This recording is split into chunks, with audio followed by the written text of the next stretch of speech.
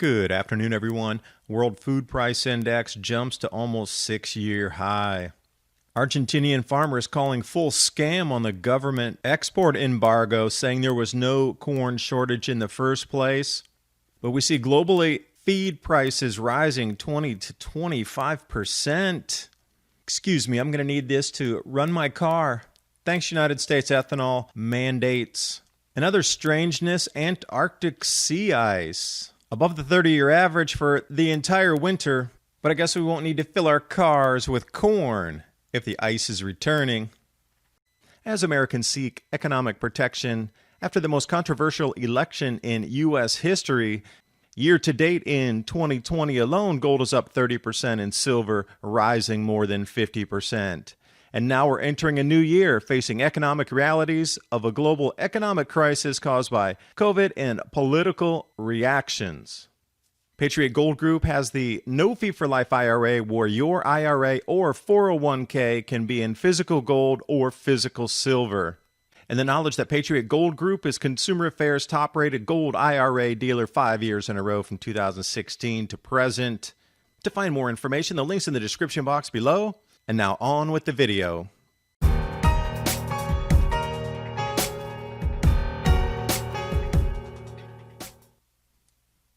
And something that's going to affect us all through 2021. And as I've said before, as much change as you saw in the year of 2020, with a severe change in our lives focused on economy and health, 2021 is going to be the year of changes for food that will be as pronounced and that intense.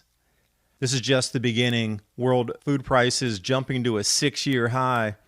That was at the end of 2020 and the biggest monthly increase since July of 2012. And what they're finding is meat is the largest driver of the food index. Largest increase is right around the meat. And also off the grain market newswire, soybeans setting a 6.5-year high. Now that Latin America, the corn embargo is one thing, but the soybeans are quite another. So now we have two crops in duress, prices heading northward. And over in Russia, they're having an inverse right now, that the sale price of at least the pork is lower than the cost of production for this second. There's an inverse. This happened once before, about 10 years ago. And they're hoping that this is going to flip because feed materials, corn, soybean cake, pressed cakes, increasing by 20 to 25%. So if you're buying pork in Russia, right now is an arbitrage opportunity that you'll only get once every decade. Just like cryptocurrency, this will be one of the last times in your lifetime to buy it so cheaply. But when we look at the global export prices for fresh frozen pork, this is globally, not just for Russia. 5-year average in the red dotted line there. And 2020 fully above that, and expect the blue line to eclipse the 2019 yellow averages there. It's just the state of affairs we're going into. World's number 3 corn supplier, Argentina. If you haven't heard the news, the government said we are not going to export any more corn. Stop. We need to save it for the people inside the country. Well, at least that was the excuse. And turns out that the agricultural industry players within the country are saying, no, that is a complete fabrication. The government's excuse was pull back on the corn exports because they need to ensure grain for chickens, cow, as well as people in that animal feed food chain. But come to find out, 100% of the agricultural industry is saying, no, that is so fictitious. What kind of games are you playing? There was never a corn shortage in the first place, and the amount of corn was earmarked already for the feed industry because they're on buy contracts yearly and have been for the last 50 years. It's not as if that corn is going to get sent off and you're not going to leave any corn internally, so they're asking the questions. What games is the government playing? Because the stability of the agriculture industry, faith is being lost that contracts will not be honored. So in the short term, you might keep a couple tons in, but in the medium to long term, people are not going to want to deal with that country if they're not going to be able to get their corn, because when you're looking onward, that corn is going to be used for other things in different countries, feed, factory product, whatever it is. So the integrity of the entire agricultural industry is being damaged by some shenanigans, some globalist tool at the head of the government in that country. And we'll see the same thing. It's just the beginning of these types of changes.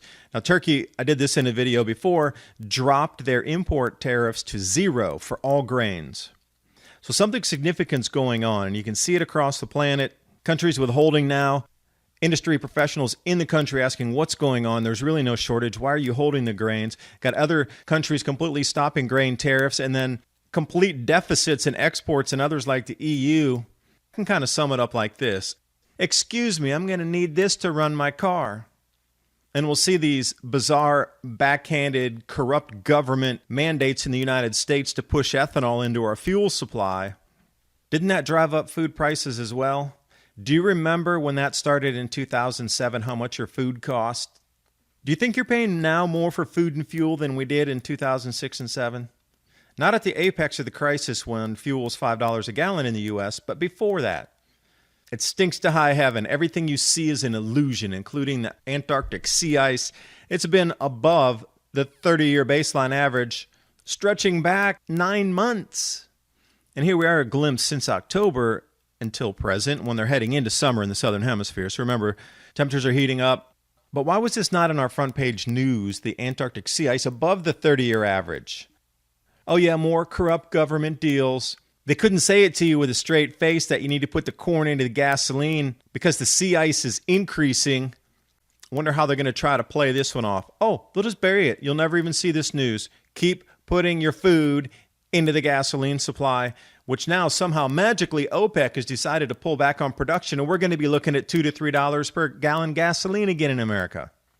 So convenient in an economic downturn, slamming unemployment, food price increases, and now we're going to get hit by fuel. Oh, this is not good. You can see why so many people are lining up in the food banks for assistance right now. And if you like this type of analysis, please join me on Mini Ice Age Conversations podcast, full 30 minutes on a different range of subjects, going much more in depth to price manipulation in food, fuels, economy, cryptocurrency, and how the world might play out from 2021 to 2024. I have some of the best guests on that share ideas. We let you draw your own conclusions. It's just information. We put it out there. You absorb it. You decide if it's right or wrong and get your own crystal ball for the future. Thanks for watching, and I'll see you next time.